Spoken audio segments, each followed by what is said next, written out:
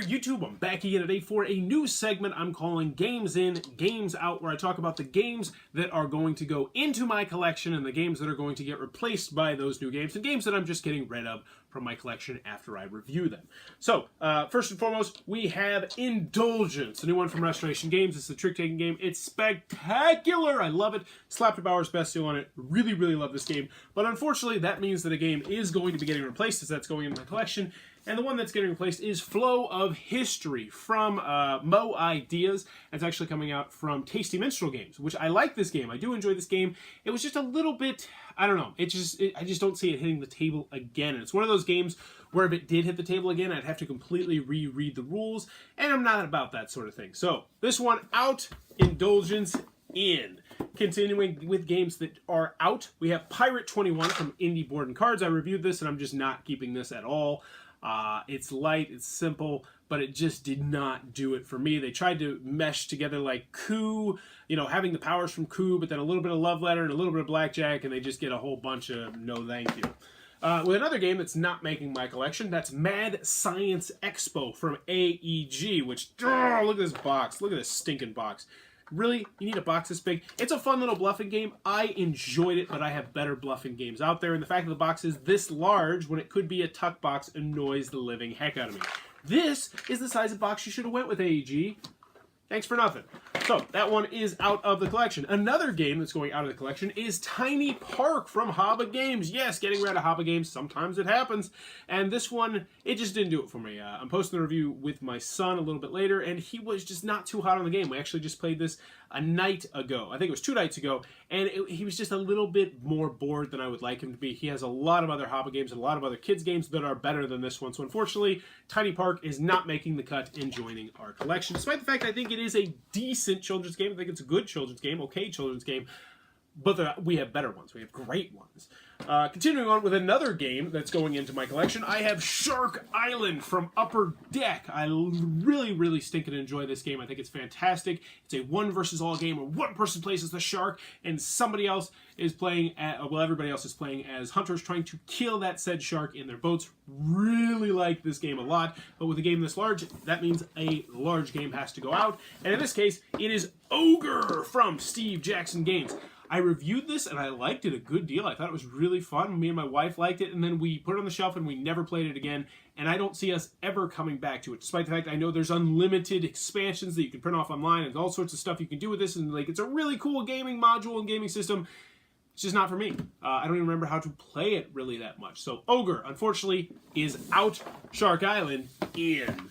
Continuing onward, we have Outpost Siberia. This is one of the most anticipated games I had from Gen Con, and unfortunately, it's not good. It's ridiculously, stupidly difficult. To the point that I went online, I don't think anyone has won this game. Period. Even if you completely modify the rules and break the rules to make it the easiest game possible with the rule set in there, you can't do it. Now, they reached out to me and they said, hey, oh man, there's a big glaring rule that's missing. And, there's a big glaring rule missing. Sorry that didn't get in there. But then they didn't even tell me what the rule was. Like, that's the part that annoyed me. I was just like, you're not going to tell me what the rule is, so maybe I can put an addendum or something? But no, so I don't know. Part of me thinks that maybe there wasn't a rule that was missing. I don't know, I don't want to think that. I don't want to think that someone would lie about something like that. But the fact that they still haven't posted that rule on Board Game Geek is pretty annoying and is pretty suspicious. So, Outpost Siberia, unfortunately, out of the collection, despite the fact that I do like a lot about this game, just too stinking hard, like impossible hard. Another game that is out of the collection is Go-Go Gelato. I reviewed this a couple months ago from Blue Orange Games. I liked it back then. I still think it's a good game now. I think it's a fun little dexterity game where you're building different gelatos and it's a racing game.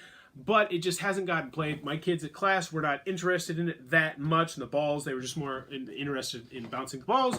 So replacing that is Slide Blast from Fox Mine. Really enjoy this game. This is a game we're going to be building a water slide. It's a lot of fun. Wholeheartedly recommend checking this one out. Last game going into my collection, and yes, it's a big box, so I technically should have something to replace it, but I can't get rid of any of the other kids' games right now because I like them all a lot.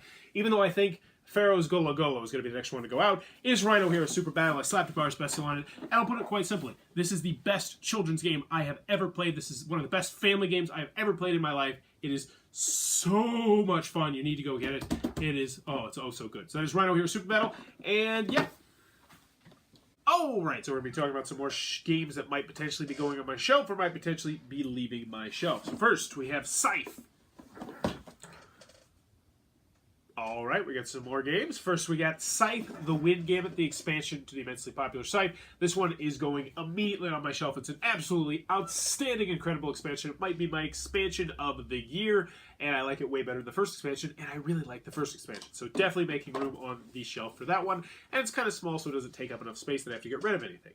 I actually have a couple small games that are going to be going on my shelf, and I have like this weird top shelf area where I have plenty of room, so I don't have to knock out too many games. So first we have Campy Creatures from Keymaster Games. Really enjoy this one. It's light, it's simple, it has fantastic artwork, great filler weight game. This one's going on my shelf for now. I don't know how long it's going to last. It really depends on if it gets played or not, but still. Great family game, great game night filler game. One I really recommend, Campy Creatures. I'm enjoying that one right now. Next we have Cat Lady, another lightweight filler game that my class has gone absolutely crazy for. You know, I talked about how Mad Science Expo really ticked me off. AEG redeemed themselves with this game. This is a really fun, light, simple drafting game. It has just enough meat on the bones to make it a game night filler game. Really like Cat Lady from AEG. This one's going to be going on my shelf at the top as well.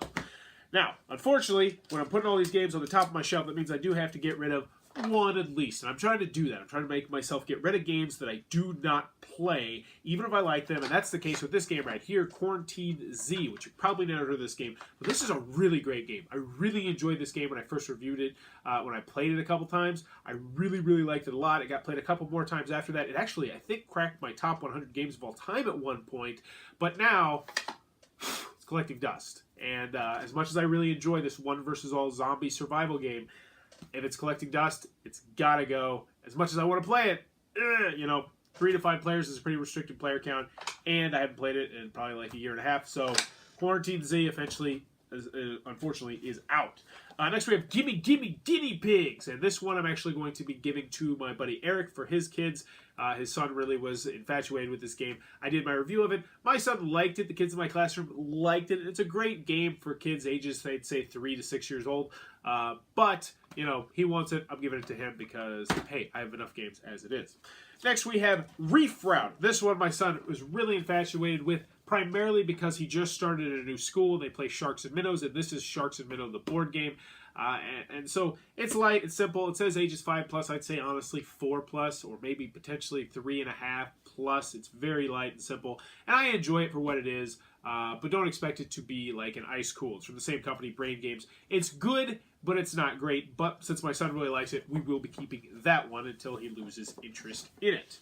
Next we have Expedition, the role-playing card game, which is wow, really stinking cool concept. It's got a great app implementation, and this is role-playing, but in a card game. It's done very, very well. There's an app that does everything for you. It's very streamlined. I hate the combat in the game, but I love the idea of this game. I'm going to be keeping this one, I think, for quite a long time. It's like one of those games that I hope to get out a little bit when my sons get older, so we can go on adventures a little bit more. And it's crowdsourced, so the community is writing all sorts of story for this one.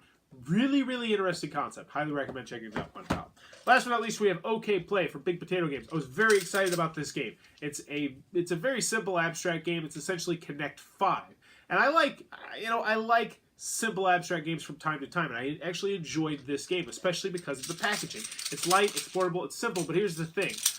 One of these things, like it broke or something like that, so now it doesn't fully stay on there all the way, or maybe it does. I don't even know.